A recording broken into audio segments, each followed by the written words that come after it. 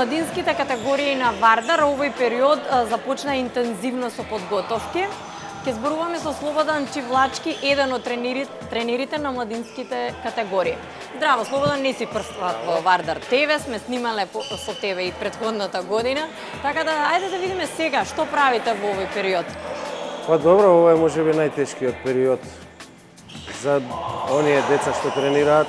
Можеби не се навикнати на вакви тренинзи, појаки, ние што би рекле по-суво, без топка, значи помалце интересно. Малце моравме да скратиме тој дел затоа што имаме еден турнир кој се одржува, значи нашите три екипи одат во Сараево и во Загреб, значи имаме. Може да ми спомнеш за кои екипи, за која старта? Значи младинските имаме две младински екипи, едната ја води Пепи Манасков и другата сме ја и Кристијан Грчев. Так, турнирите се многу битен момент во кариерата на секој спортист, бидејќи пријателски надпревари нели во рамките на оние ривијални, да кажеме, турнири, надпреварувачка сезона.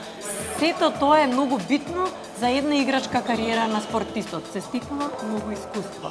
Вардар еве ви овозможува и учество на турнири, што е многу значено и за вас, како тренери за играчите. Да, без разлика на тоа што овие деца веќе се надпреваруваат во овие наши лиги, одлична можност е тоа што одат во другите, сега во околината држави, значи идеме во Хрватска, во Србија, во Босна бевме минатата година и оваа година во Сараево ќе биде.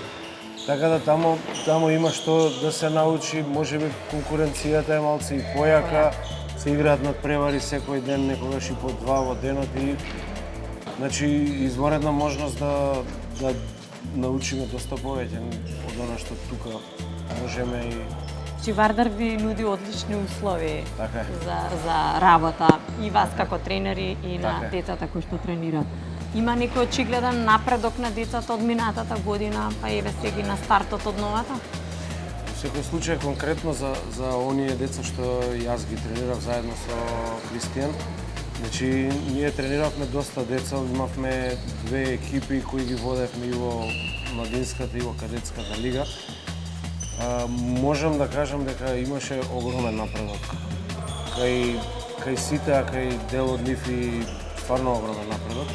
Веќе имаме некои репрезентативци во кадетските, во младинските, од нашите деца што некои беа на поширок состав, некои се веќе тамо во Бугарија имаме Б дивизија каде што е Кизич нашиот голман. Значи мислам дека она што го работевме излезе на виделина. Што разговаравме претходно, ми спомнавте дека за неколку дена ќе бидат во тек и описите за школите, така? Така е, јас продолжувам работа во мојата школа во Карпош, во Лазо Трповски. Значи шампион Вардар, тоа е под капата на Вардар. Нормално продолжува и лигата, она што лани беше изворедно нешто, од која излегува многу деца кои сега се во тие младински екипи во Вардар.